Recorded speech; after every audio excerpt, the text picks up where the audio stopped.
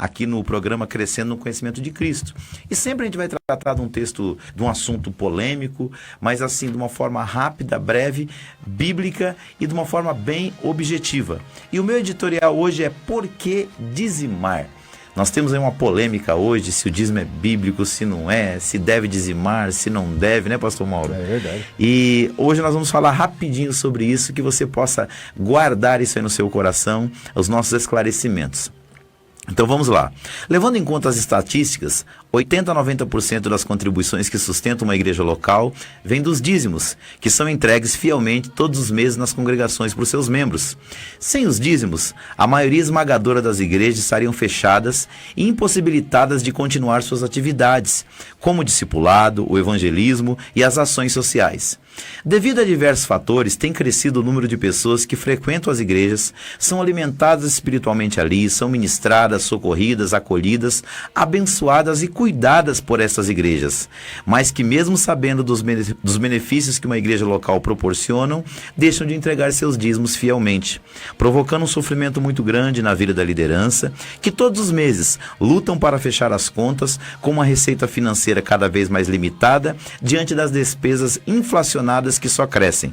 Graças a Deus, ainda há uma boa parte dos membros das igrejas que compreende que dizimar é um ato bíblico, de fé, de obediência e de amor pela causa de Deus, e independente das circunstâncias, mantém sua fidelidade a Deus e à igreja que dela fazem parte, e assim ajudam seus pastores a continuar pregando o evangelho e salvando vidas, pois percebem sua responsabilidade diante de Deus e dos homens, e notam que é desafiador para seus líderes continuar com as portas da igreja aberta, sem adotar uma postura antibíblica para arrecadar fundos, mantendo assim o princípio de ensinar apenas o que a Bíblia ensina, sem recorrer a métodos, no mínimo duvidosos, para levantar recursos financeiros.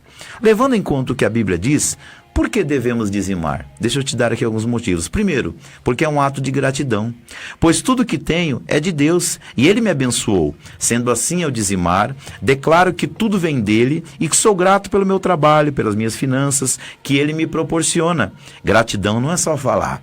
Gratidão é provada pelos nossos atos diante de Deus e dos homens. A Bíblia diz lá no Salmo 24, primeiro, do Senhor é a terra e a sua plenitude, o mundo e aqueles que nele habitam. E diz ainda no Salmo 103, verso 2, bendize a minha alma ao Senhor, e não te esqueça de nenhum dos teus benefícios. Segundo motivo, porque tenho fé que ao honrar a Deus com a primeira parte de tudo que Ele me dá, que são os meus dízimos, Ele me recompensará. Não por ser obrigado, porque Deus não é obrigado a nada, mas pela sua infinita bondade, e por saber que aquilo que Ele promete, Ele cumpre. Diz a palavra de Deus em Provérbios 3, 9 e 10, honra o Senhor com os teus bens, e com a primeira parte de todos os teus ganhos, e se encherão os teus celeiros, e transbordarão de vinho os teus lagares. Terceiro motivo, porque devemos obedecer a Deus, porque foi o próprio Jesus Cristo que já no tempo da nova aliança reafirmou a necessidade de sermos dizimistas, quando disse que deveríamos dizimar sem desprezar o juízo, a justiça e a misericórdia. Está escrito lá em Mateus 23, 23, pois que dizimais a hortelã, o endro e o cominho, e desprezais o mais importante da lei, o juízo, a misericórdia e a fé. Deveis, porém, fazer estas coisas sem omitir aquelas. Aqui Jesus afirma que deveríamos dizimar, mas com atitude correta. Portanto, ao dizimar, obedecemos uma orientação e um princípio ensinado pelo próprio Cristo, já na dispensação da graça. Quarto lugar, por fim, devemos dizimar porque foi a forma que Deus escolheu de sustentar sua obra, tanto no Antigo quanto no Novo Testamento. Antes da lei, durante a lei e após a lei, já nos tempos do Novo Testamento. Sendo assim, quando nós olhamos para a palavra de Deus, nós entendemos que sempre foi assim e nos dias de hoje também é. É a forma da obra de Deus ser sustentada. Para pensar, se todos os cristãos parassem de dizimar, a maioria das igrejas fechariam, pastor Mauro e irmão Emerson, porque esta foi, e sempre será a principal forma de sustentar a igreja local e as suas necessidades. Se você tem dúvida disso, sente-se com o tesoureiro da sua igreja e peça para ver o relatório financeiro mensal e observe o percentual dos dízimos usados para suprir as necessidades necessidades da igreja local.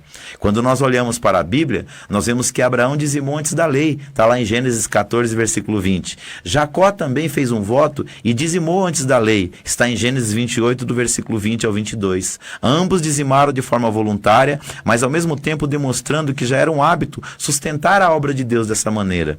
Durante a lei dada a Moisés, o dízimo se torna um princípio legal.